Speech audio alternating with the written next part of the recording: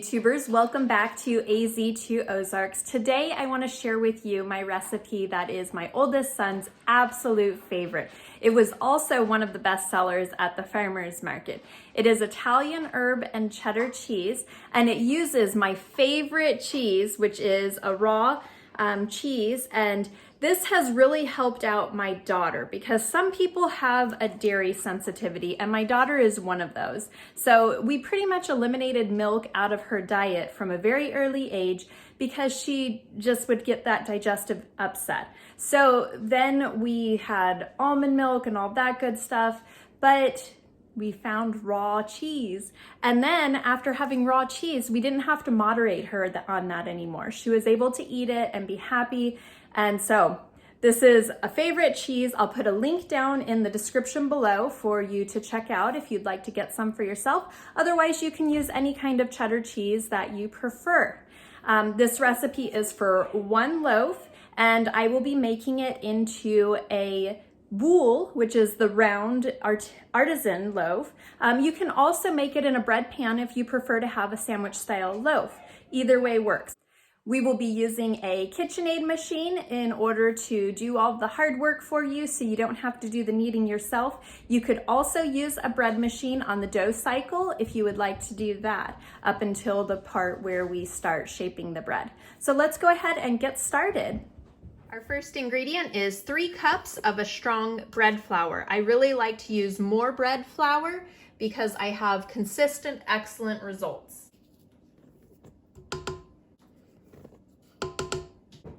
Next is 1 tablespoon Italian seasoning, 1 teaspoon salt,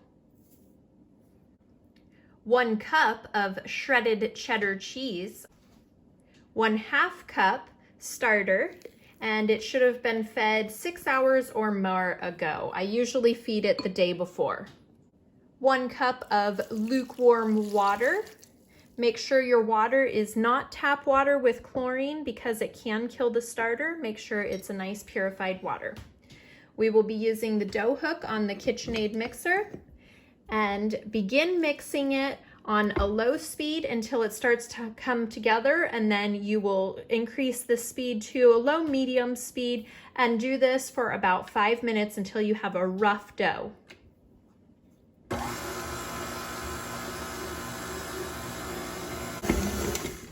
I now have a rough dough, and I'm going to allow it to rest for about 10 minutes.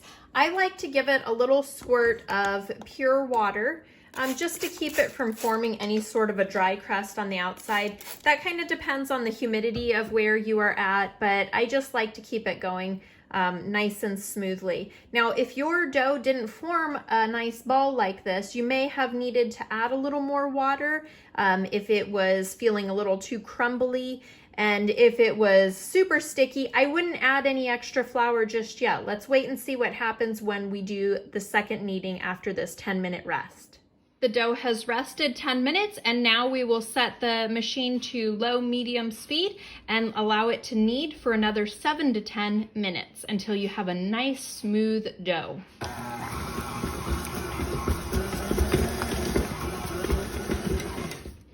Now that the dough has been kneading for another 10 minutes, I go ahead and turn off the machine, and we're going to separate it from the dough hook here.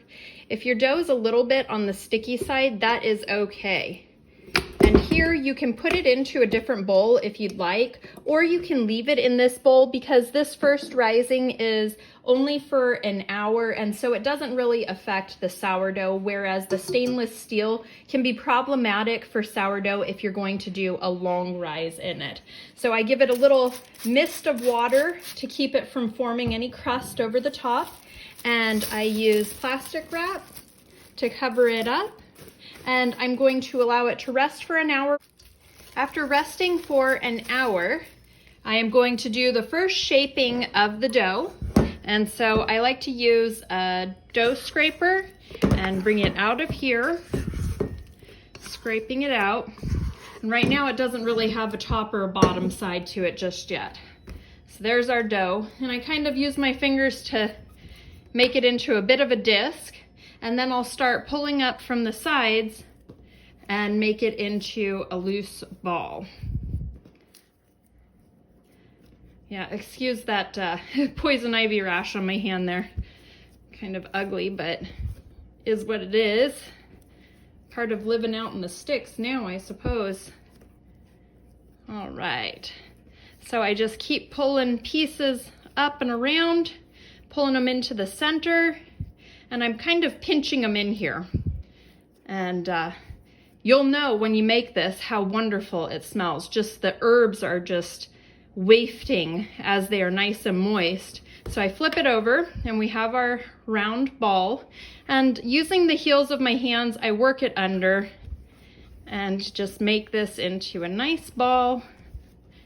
And then I'm going to put it back in our bowl since we're already using this one. Give it some mist with the pure water. Put it in with the top up and the bottom down. I will mist it again. We still don't want any crust to form on this dough. We want to keep it nice and moist. And we will cover it and allow it to rise for 1 more hour before our final shaping. Now that we have been rising for another hour, I am ready to do the final shaping of the dough. And for this part, if you have a Banneton basket like this is perfect. I love using Banneton baskets because they allow airflow between the dough and the basket, and they kind of give it that pretty swirl effect when it's done baking. That's not as important with this type of bread because we will be putting a little sprinkle of cheese on top. But if you don't have Banneton baskets, you can certainly use just any old colander lined with a dish towel, 100% cotton, and you'll want to make sure that you dust that well with flour so it doesn't stick. But let's go ahead and get started with this dough. It's the same process. We will just be tipping it out onto our work surface. And then I kind of flatten it out a bit. And then here we will be pulling in the pieces in order to make it into our round ball again. Pinching everything into the middle and pulling it together. So this recipe just makes 1 loaf, but you are welcome to double it if you'd like to make 2 loaves at a time. And it is kind of a big loaf. It's about a 2-pound loaf. So we've got it formed into a firm ball and pinched together. This is the bottom. Flip it over and give it a nice shaping with your hands. We are going to put it face down into the basket. And so what I like to do is dust this with flour because I don't want it sticking to the basket for any reason. So I kind of dust it around with flour, and then this way it won't stick in addition to the dusting inside the basket. So I take my basket, and this is the top of the loaf. It goes face down into our basket, and this is where I will allow it to rise overnight. So I use a cloth to cover it. These baskets come with their own little elastic hats that work perfectly, but you can also use a tea towel, kind of puff it up, and at room temperature, it will sit out on the counter until tomorrow morning when we begin baking. It is now the next morning, and our dough has been rising overnight. So for this final rising, you can allow it to rise for anywhere from 12 to 16 hours, and you will have a nicely developed sourdough loaf. And you can see it hasn't risen terribly much, but it has risen some. Now we will turn it out onto a parchment-lined baking sheet. And so this is the bottom, and we will flip it over for the top.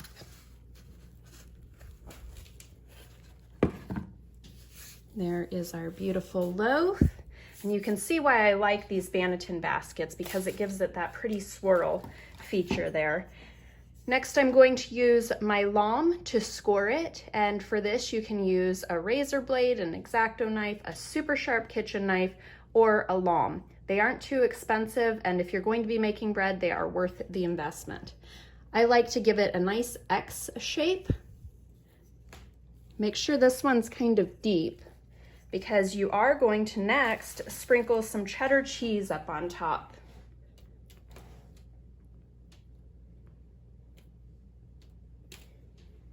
That'll have a nice little cheesy top on it.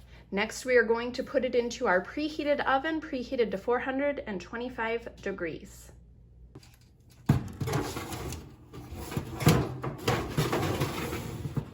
And here you'll want to add some water to an old baking dish.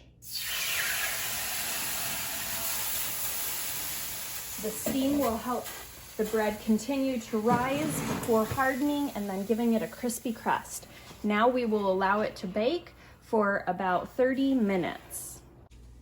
The bread has been baking for 30 minutes and it's looking really nice, but I'd like it to get a little bit darker, so I'm going to give it 5 more minutes before pulling it out. Now we are looking really good. It's been 35 minutes and I just pulled the bread out of the oven, and I will allow it to cool completely before we slice into it.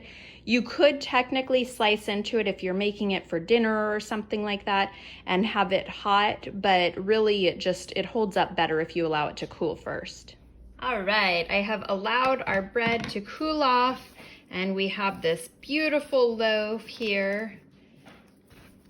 And we will go ahead and slice into it.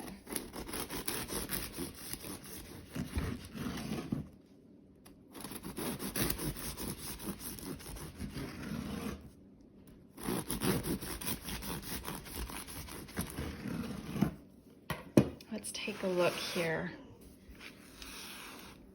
Isn't that beautiful? It just smells heavenly. This Italian herb and cheese loaf is just so divine. I am sure you will love it. One thing left to do is a taste test.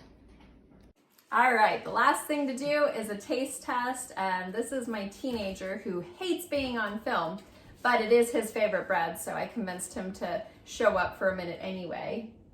Gee, thanks, Mom. It's great. So that's the kind of quality I get from him. I hope you guys enjoyed this video and enjoy it. If you did, give us a thumbs up and subscribe for more videos in the future.